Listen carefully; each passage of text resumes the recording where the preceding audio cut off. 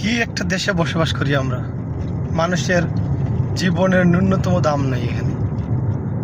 মানে কি বলবো ভাই, রাত্রে ঘুম হয় না এসব চিন্তা করলে। এই যে ছেলে পেলেগুলোর কি পরিমাণ মারছে এই সরকার, এসব চিন্তা করলে রাত্রে ঘুম আসে না।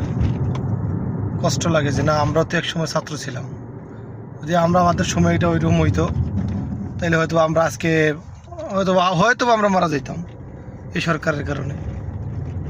তো যারা মারা যাইতেছে আসলে এরা তো মানে এরা দেশের সম্পদ। আসলে এদের বিবেচনা আপনি পয়সা দিয়ে করতে পারবেন না, বা এদেরকে আপনি কিভাবে পয়সার সাথে তুলনা করবেন? এরা তো অমূল্যহীন। এই যে ছেলেপেলেগুলো মারা যাইতেছে এগুলো অমূল্যহীন ভাই।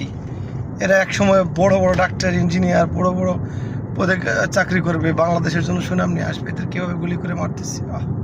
কি নিষ্ঠুর মানুষের ইয়ে।